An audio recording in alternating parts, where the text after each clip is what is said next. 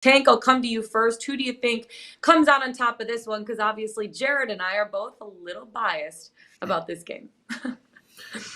Yeah, y'all are biased, and I have no idea who the hell is going to win this game because I really have no idea who the hell is going to quarterback the Jets team. And I believe that's going to be the determining factor. I feel that if Mike White plays, then that Jets offense has enough dog in them to go ahead and go back and forth with a Lions offense that's playing as hot as damn near any team in the NFL.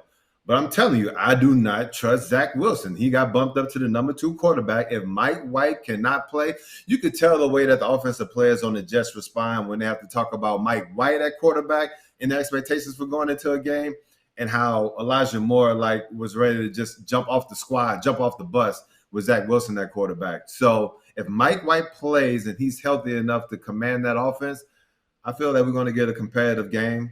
I think that we can probably push that over. I know it's around that key number that Jared looks at, but I think we could probably push some points in this one because I feel like the Lions should be able to score at least a decent amount of points on the Jets defense. But if it's Zach Wilson, I don't know. May have to fade the black. I know the Lions are averaging 32.2.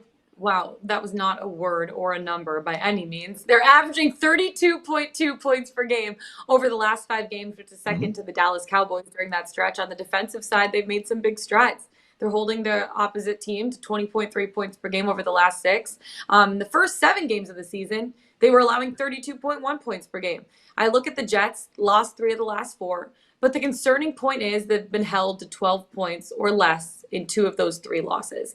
Do you think that with the way that the Lions defense has been stepping up and playing better over the last 6 weeks, the Jets will be able to get something going right now, not knowing, just like Tank said, who's going to be in that QB1 position?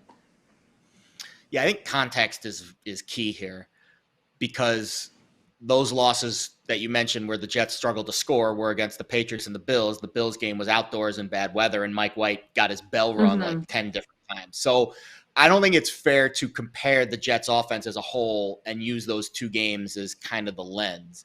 I think we need to look big picture and say that when Mike White plays and he's kept upright, the Jets offense has been pretty effective.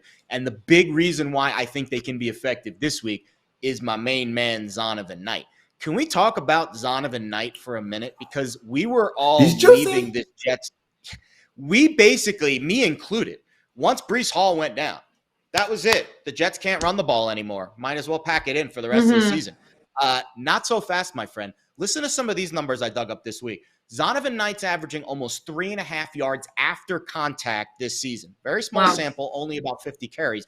But that is more per carry after contact. Dalvin Cook, Dameon Pierce, Aaron Jones, Miles Sanders, Jonathan Taylor, Kenneth Walker, Christian McCaffrey, Cordero Patterson. You can make a case that Zonovan Knight's getting tougher yards than all of those guys I just mentioned. So that's pretty important, I think, for a Jets offense that's facing a Lions defense this week that's outside the top 20 in every major running metric. So let's say it is Mike White. I think he's going to get one of those numbing injections before the game. I think he's going to be feeling pretty loopy and pretty good. Toradol shot. Yeah, he's gonna get one of those little shots before the game, and I think the first half is gonna be good. Maybe trust me, they work. Tank, I was gonna ask if you've ever gotten one. Better than all of them.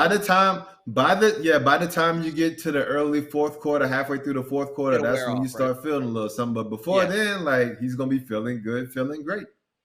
So I think that's the game script here, guys. Right? The Jets come out. Mike White's feeling good. He's got the numbing shot. They're running the ball with Zonovan Knight. They're moving the ball very effectively against this Lions defense. Let's go to the other side of the ball because, listen, you want to talk about a defense that deserves some praise here.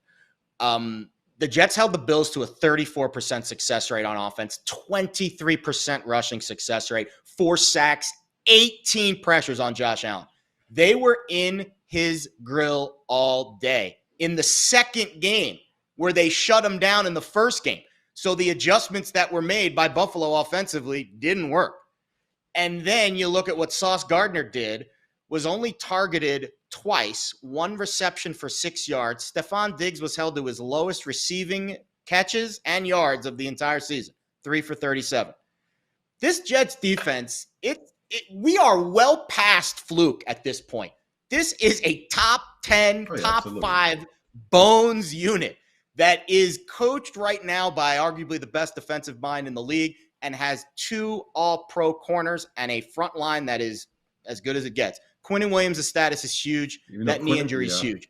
There you go. Yeah, on the Lions side, here's what concerns me on the Lions side. They have played really well over the last 6 weeks, 6-0 against the spread, but the schedule of defenses they face, besides Buffalo, their one loss, every other defense outside the top 22 in DVOA, Packers, Bears, Jaguars, Vikings. This is going to be a massive step up in class for Ben Johnson and Jared Goff against arguably the best defense in the league. I wrote up Jets for the site.